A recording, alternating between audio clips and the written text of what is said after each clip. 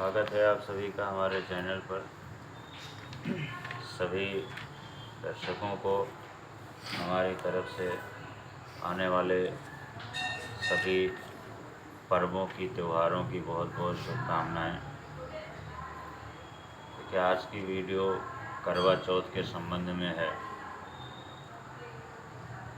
तो कार्तिक कृष्ण पक्ष की चतुर्थी तिथि जो है करवा चौथ कहलाती है। इसको करक चतुर्थी भी कहा गया, गणेश चतुर्थी भी कहा गया है और करवा चौथ भी कहा गया है।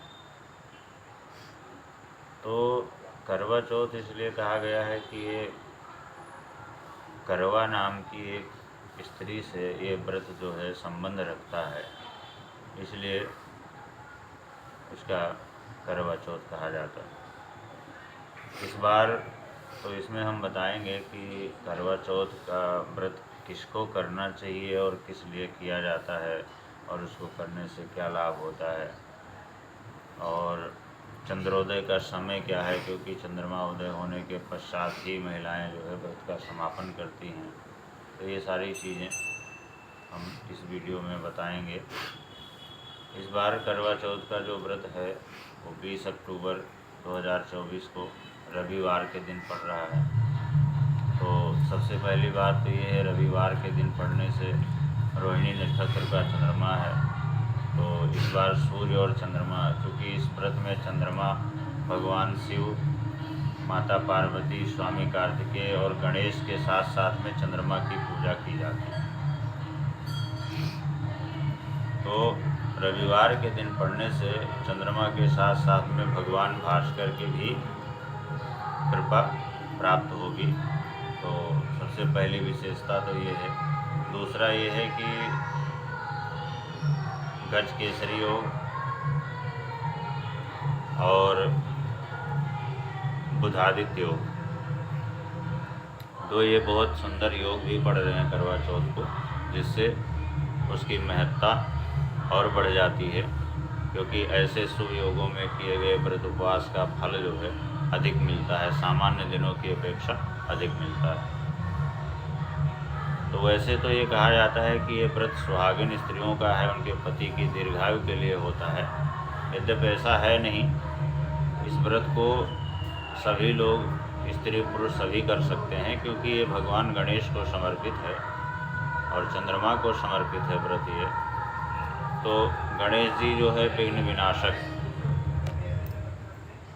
तो कोई भी व्यक्ति इस व्रत को कर सकता है।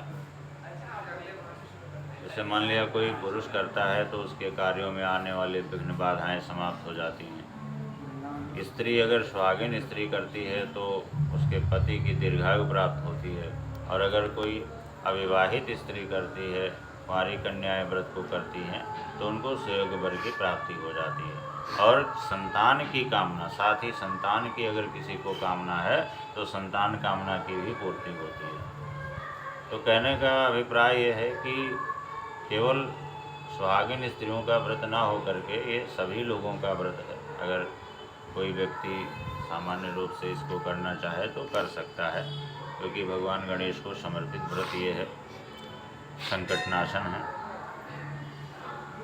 परंपरागत तौर से ये व्रत जो है सुहागिन स्त्रियों के द्वारा किया जाता है और पति की दीर्घायु के लिए किया जाता है। निर्जल व्रत रह करके जब चंद्रमा का उदय होता है तो उस समय पारण किया जाता है, व्रत का समापन किया जाता है। तो इस बार जो चंद्रमा के उदय होने का समय है वो रात में लगभग 7:48 के बाद होगा। वहीं जो पूजा करने का समय है, उचित जो समय है, लगभग शाम को लगभग 5:45 से लेकर के और 7 बजे के मध्य का समय जो है उपयुक्त समय है। इस दौरान पूजा कथा करें और चंद्रोदय के बाद में उसका पारण करें। चौथ तिथि का प्रारंभ जो है, इसमें जो है चंद्रोदय व्यापिनी चौथ को ग्रहण किया जाता है। तो चौथ तिथि का प्रारंभ 20 तारीख को शाम लगभग प्रातः जो है 6:45 पे हो जाएगा, और समाप्ति जो है 21 अक्टूबर को लगभग 4:15 बजे प्रातः समाप्त हो जाए। तो इसलिए रविवार के दिन निर्विवाद रूप से 20 अक्टूबर रविवार को यह व्रत किया जाना है। और इस बार इस व्रत की विशेषताएं जो भी हैं वो हमने बताई, चंद्रोदय का समय भी बताया।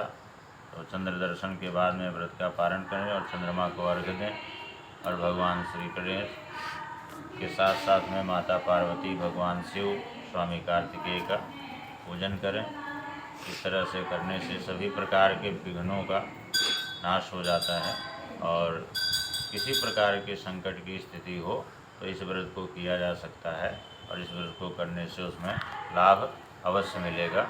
बहुत बहुत धन्यवाद।